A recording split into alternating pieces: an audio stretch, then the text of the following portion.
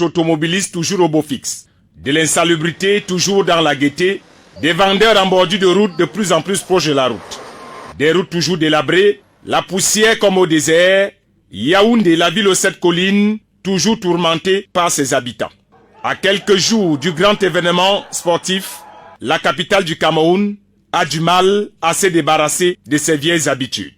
On dirait que le désordre, la désinvolture, l'incivisme sont devenus les membres du corps des habitants de Yaoundé.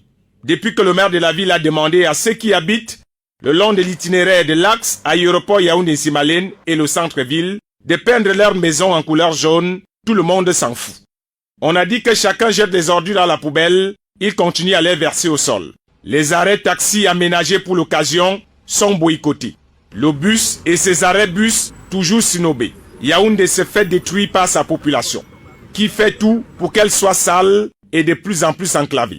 Le vrai combat de la fête du football africain qui se jouera au Cameroun sera de faire comprendre aux Camerounais vivant à Yaoundé que ici c'est la capitale et non un champ de patates.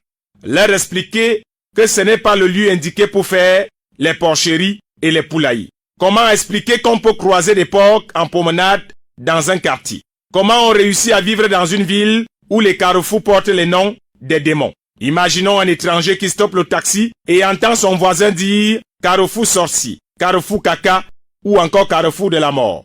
Au bout d'un moment, il faut qu'on apprenne à nous prendre au sérieux. En voyant l'état de certains taxis qui nous narguent tous les jours en prenant 250 comme les autres avec risque de tétanos, et ils ont le mépris de bâcher les clients dans des vieilles carrosseries qui n'ont plus de place, même dans un garage au village.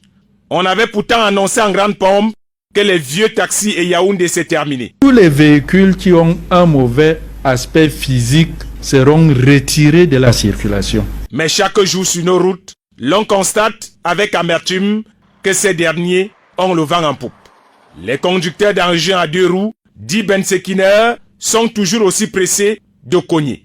On a décidé de planter les fleurs pour donner une autre allure à Yaoundé. Certains en ont profité pour les cueillir et les offrir aux morts pour indiquer le lieu du deuil. On a décidé de réhabiliter l'adressage en renouvelant les plaques, mais on confond toujours le carrefour Vogt au carrefour Golf. Les lampadaires sans lumière au grand bonheur des serpents et des scorpions de nuit. Voici une initiative prise par le comité d'organisation de mettre un drapeau sur chaque poteau pour le décor. Même pas une semaine, certains servent déjà des rideaux de fenêtres dans plusieurs maisons. Les affiches publicitaires pour la Coupe d'Afrique des Nations vous indiquent la moralité de certains Yaoundéens, complètement déchirés. Voici l'autoroute en déroute Yaoundé-Simalène.